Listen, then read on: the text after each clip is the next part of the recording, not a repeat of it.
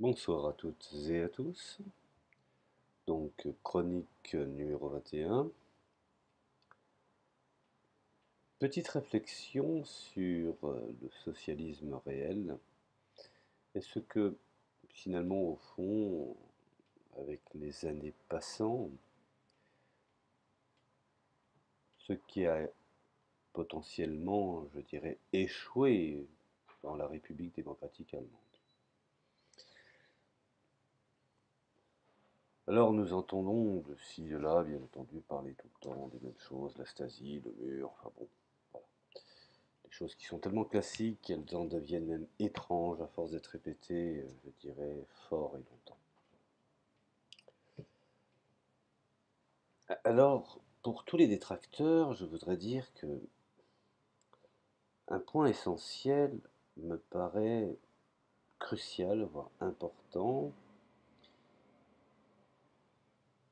et je dirais me paraît être évité avant de commencer par une discussion technique sur telle ou telle modalité d'organisation du système de production et d'échange, car c'est bien cela aujourd'hui, les tonitruants, les triomphants de l'économie de marché et du capitalisme, qui aujourd'hui sont persuadés qu'il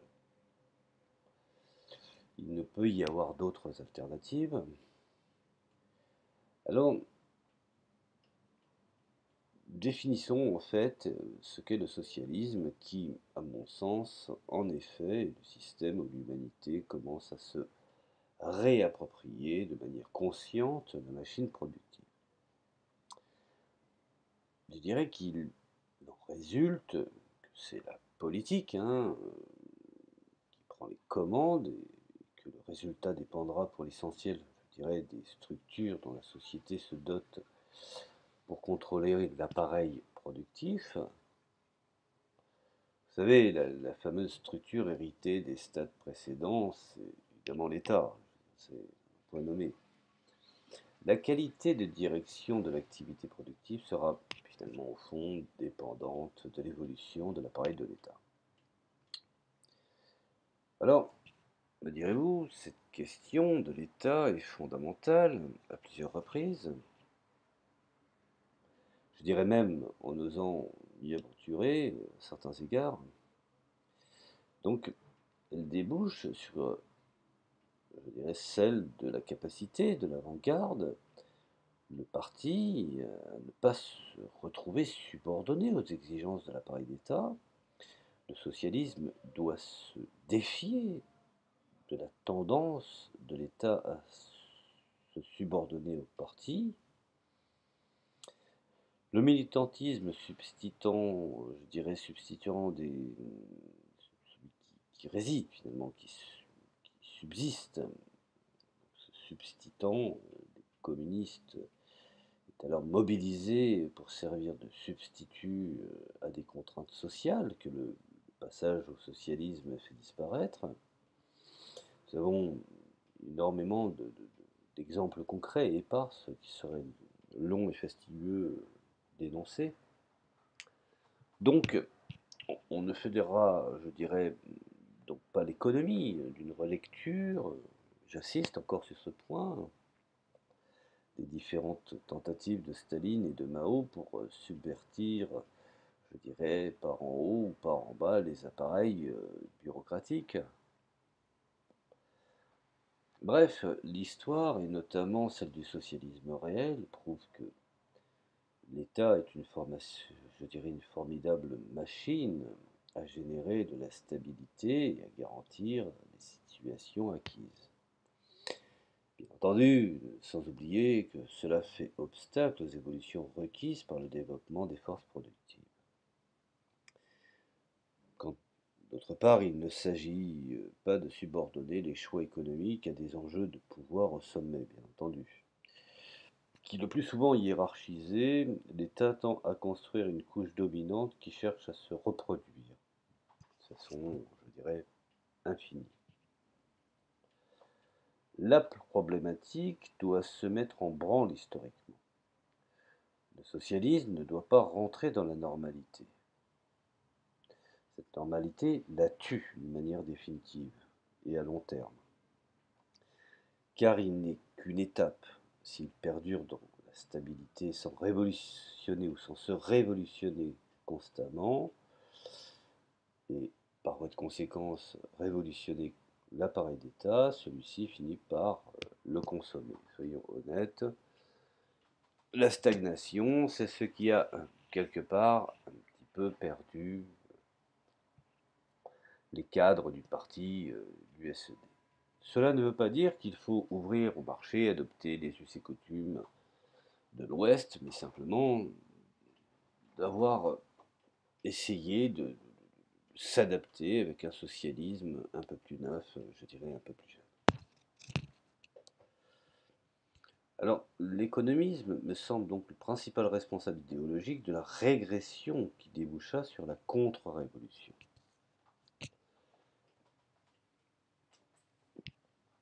Alors, malgré ses mérites gigantesques, car sans les réalisations qu'il impulsa, la question ne se poserait même pas. Prenons le cas par exemple de Staline. Staline en est l'initiateur, ne l'oublions pas. Dès les années 30, il écrit quelque part, à peu près, grosso modo, dans les termes plus ou moins exacts, quand nous aurons mis le paysan sur le tracteur et l'ouvrier derrière des machines efficaces, ils pourront bien courir après nous, messieurs les capitalistes. En 1952, il voit la construction du socialisme en RDA comme un chemin sans obstacle, parce que les ouvriers sont disciplinés, éduqués, et que les restes de l'appareil productif ont été saisis par l'occupant soviétique. Ainsi, Staline a dit à la délégation est-allemande: vous n'avez vraiment pas besoin de parler de socialisme, vous l'avez déjà dans l'industrie, car vos conditions, la production d'État est déjà une production socialiste. Vous n'avez plus qu'à mettre en œuvre, d'une façon un peu originale, plutôt autorisée, des coopératives de production à la campagne, ce qui est un élément, je dirais, important. Et alors, vous aurez une agriculture socialiste et vous n'avez nul besoin de proclamer qu'en faisant cela, vous faites la transition vers le socialisme. Enfin, cela bien entendu, c'est un peu, je dirais, le dessus de l'idéologie, sans rentrer dans les détails qui seraient, je dirais, assez complexes. Enfin, je dirais que de manière générale, le communisme ne se résume pas à une super accumulation de biens de consommation durable. Rappelez-vous un petit peu mai 68, hein, quand les libéraux libertaires ont voulu faire consommer à tous azimuts l'ouvrier, au mieux de lui faire prendre en compte sa condition de classe. Bon, enfin, ça c'est un autre problème, c'est pour un peu étayer ce que je suis en train d'expliquer. Donc, la question de l'État n'est évidemment pas la seule, et le texte, je dirais, d'une manière générale, dans les différents écrits qui peuvent aujourd'hui, avec le recul, transpirer, aborde finalement au fond la question de la civilisation. Est-ce une civilisation, je dirais, socialiste, puisqu'aujourd'hui on peut parler de civilisation capitaliste?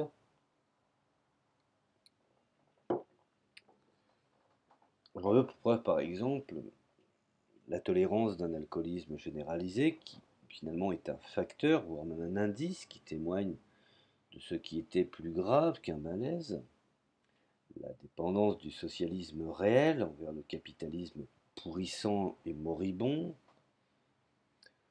Pour ce qui concerne les besoins et le désir de produits aptes à satisfaire les premiers, était effectivement patent. C'était tellement évident, on le voyait bien.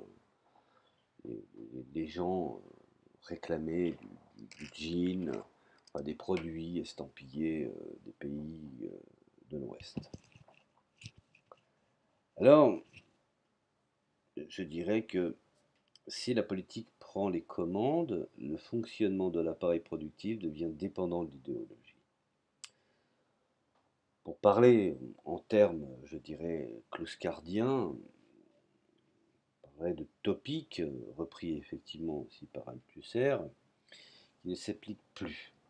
Si la production idéologique est aussi défaillante et qu'elle, je dirais, le fut dans le PSUS, donc le Parti communiste de l'Union soviétique, l'espace demeuré libre est immédiatement rempli. Rappelez-vous, la nature n'aime pas l'air du vide, blablabla. Bla bla bla. Or, tout occupé à produire les conditions internes de leur survie, l'idéologie produite par les appareils bureaucratiques est structurellement défaillante. À en produire, bien entendu, également les conditions externes. C'est une des raisons pour lesquelles, comme on peut le signaler, le socialisme était incapable de se regarder en face.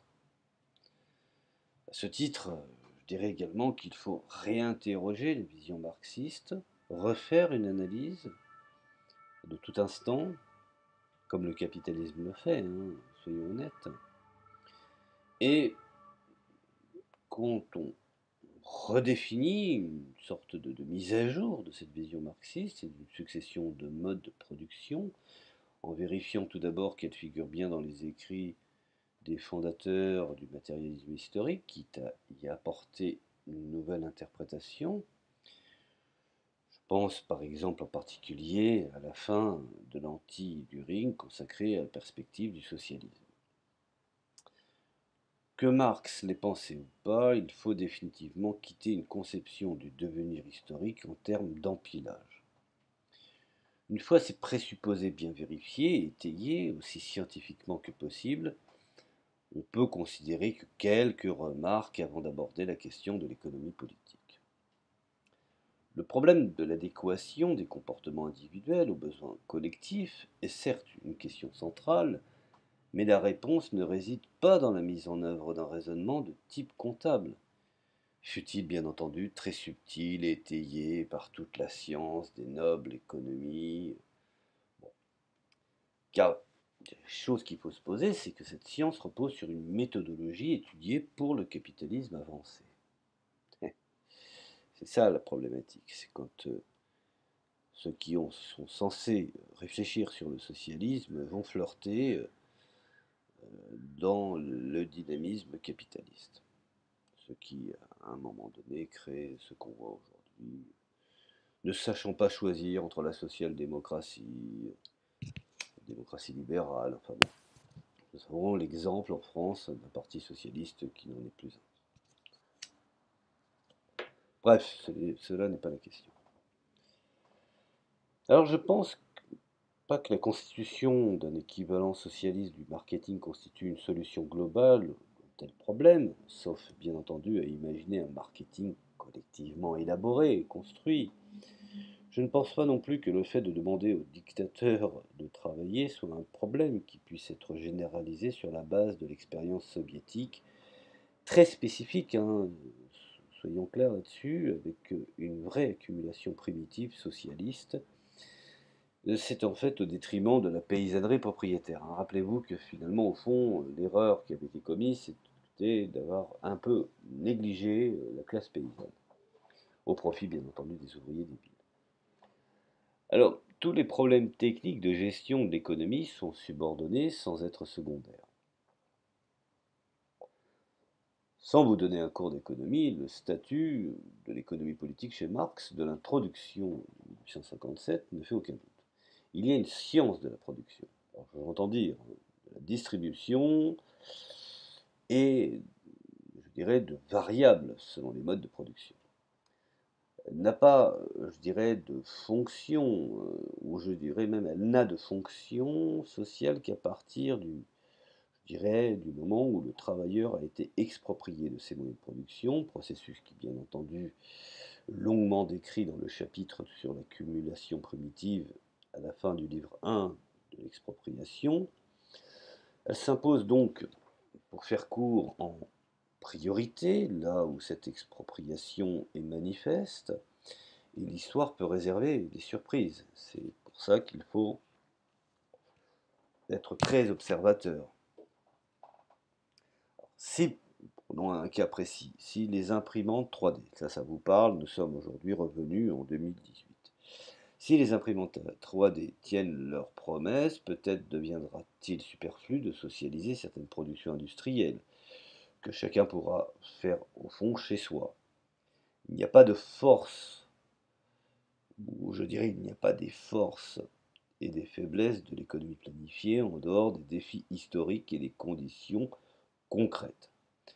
Le domaine du commerce et des services devient l'un de ceux où la taylorisation devient la norme, où la composition organique du capital s'élève. En quoi finalement, au fond, le gestionnaire d'un Subway est-il le maître des conditions de sa production? Alors bien entendu, j'ai fait une métaphore, mais je ne suis pas sûr que cette métaphore je dirais, du steak soit pertinente. D'abord parce que on peut s'interroger sur la pertinence qu'il y a de généraliser l'ingestion de calories sous forme de steak, par exemple. De plus, le steak est assez évidemment lié à toute une évolution culturelle et sociale autour de la nourriture, et n'est que récemment, je dirais, apparu. On pourrait situer cela au milieu du XIXe siècle, si je ne me trompe. Lorsque ceux qui pouvaient s'offrir de la viande durent se séparer de leur cuisinier, la question pertinente est peut-être davantage celle d'une manière agréable d'ingérer des calories qui soient aussi reproductibles et extensibles à toute l'humanité. Alors, il faudrait aussi montrer des pertes entre production et disponibilité de biens de consommation sur le marché qui étaient tendanciellement, je dirais, plus élevés en économie planifiée. Je ne suis pas persuadé. Ce devrait être plutôt un sujet d'étude qu'un point de départ. Ça, ce n'est que ma propre réflexion. Il faudrait ensuite montrer que les pertes entre production et disponibilité des biens de consommation sur le marché étaient tendanciellement plus élevées que l'économie planifiée. Donc effectivement, c'est là où cela appelle à une réflexion, à apporter je dirais, une nouvelle solution. C'est pour ça que je considère que cela doit être un sujet d'étude plutôt qu'un point de départ. C'est un point de mire de réflexion assez important à mon sens. Alors, quant aux conditions de présentation des produits et d'accueil, c'est particulièrement subjectif. Le capitalisme, par exemple, de ces 20 dernières décennies, est entraîné sur une pente drastique de baisse en qualité, ça on peut le constater, puisqu'on fabrique de plus en plus dans des pays où les normes sont très peu respectées. Et puis la logique marchande fait que celui qui fabrique à bas coût, ben, finalement au fond, s'en sort mieux que les autres, quelle que soit la qualité du produit. Donc il y a une perte en qualité. C'est une chose qui est, je dirais, évidente. Ça fait partie de la dynamique. Bon. Et en même temps, nous avons également la baisse de qualité des services et de l'accueil assortie, je dirais, une carcéralisation systématique des espaces publics qui rend la comparaison compliquée. Réciproquement, je dirais que le socialisme porte en son sein exactement les mêmes problèmes, car le socialisme réel s'est trouvé en difficulté sur des questions d'infrastructure. Ça ne s'explique pas par toute l'histoire, mais on constatait par exemple les défaillances graves du réseau ferroviaire et téléphonique en République démocratique allemande.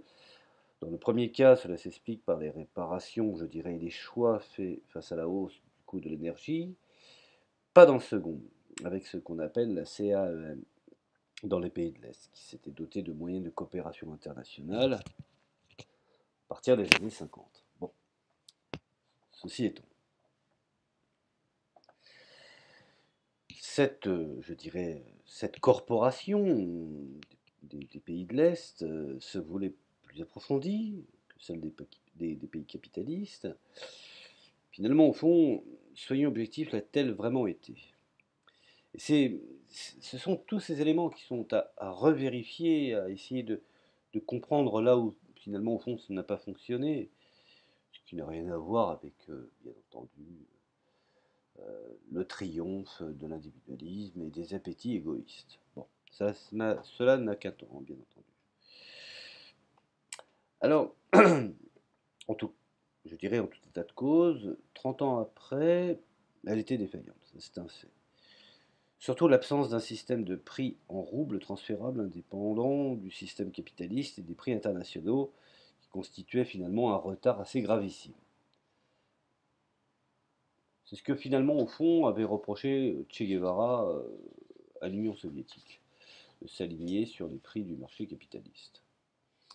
Alors il y a en tout état de cause, je dirais, un paradoxe à ce que l'économie planifiée et prévue comme devant succéder au capitalisme développé se soit trouvée plus à l'aise à produire de l'acier, pour ce qu'on peut classifier bien entendu la Chine, du riz par exemple, que des ordinateurs. Alors le système tournant autour du Gosplan, hein, qui fut certes conçu pour résoudre les problèmes concrets d'un pays se situant au premier stade de la révolution industrielle, mais ceci n'explique pas tout, encore une fois.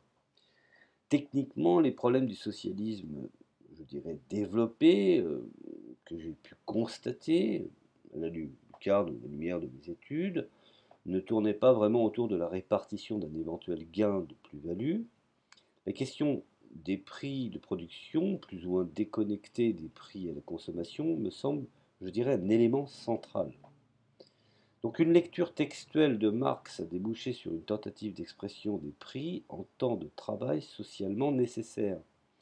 D'un point de vue théorique, bien entendu, cette lecture est discutable pour deux raisons. D'abord, la première, c'est que je dirais qu'elle fait abstraction à la transformation des valeurs en prix. Et la seconde, bien entendu, elle méconnaît la nécessité de rémunérer, je dirais, l'usage des ressources naturelles à leur coût de production. Problème édifiant que Marx traite en creux, je dirais, et ailleurs que dans le Capital.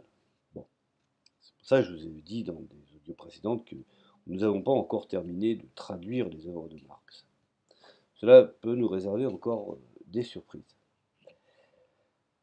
Donc bref, je dirais que pour terminer, l'invention d'un mode de régulation du système productif socialiste découle certes historiquement de l'héritage du capitalisme, mais n'en résulte pas logiquement. Euh, Est-ce qu'il n'a pas été sa réaction plutôt que sa réflexion? Il est donc erroné d'aller chercher la recette dans un exégète du Capital. Ce n'est pas un livre religieux. Il répond à, je dirais, des situations du moment. Alors, puisque ce moment était siècle dernier, il faudrait que ce moment soit réactualisé par des esprits inventifs et créatifs.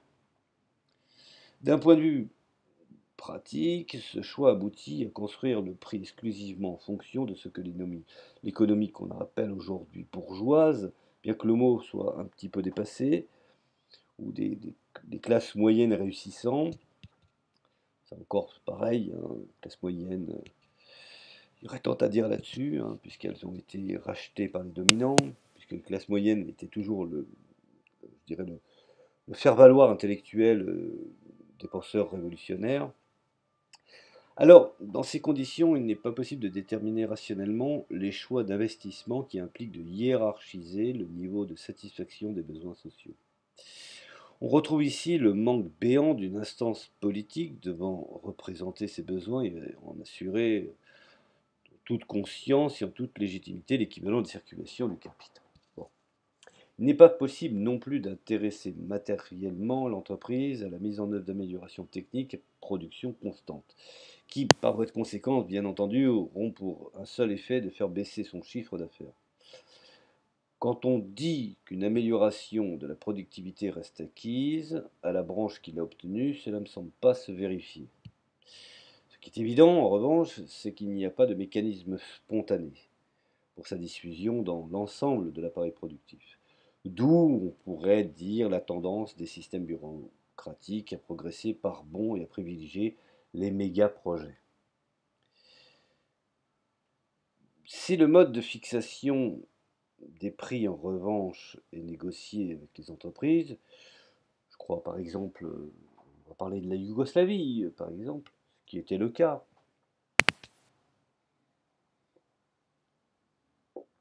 Ce système d'autogestion qui garantissait aux artisans de pouvoir faire un petit bénéfice en laissant bien entendu l'État être possédant des frontières et des matières premières et des entreprises d'État. Tout en fonctionnant sous la forme de, je dirais, de chassé-croisé, de communication entre les différentes républiques des conseils. Mais enfin bon, ça c'est encore un autre problème. Le rond débouche sur une tendance des ouvriers de chaque branche à se considérer comme propriétaires de leur usine ou de leur branche et on régresse vers le stade coopératif, qui peut être d'ailleurs une étape nécessaire. Et on a une tendance à l'inflation du fait de l'excès de demande, hein. Par exemple, c'est clair là-dessus. Telles me semblent être les hypothèses de base à creuser, à réfléchir. Je dirais que leur validation dépendra d'une confrontation avec les matériaux livrés par les archives et les souvenirs des protagonistes. L'histoire économique du socialisme, bref, en finalité, comme je l'ai dit, je me vertue à le dire en permanence, reste à réécrire finalement. Voilà, bon bah écoutez, je vous remercie de m'avoir entendu. Je vous dis à plus tard. Ciao, ciao, ciao.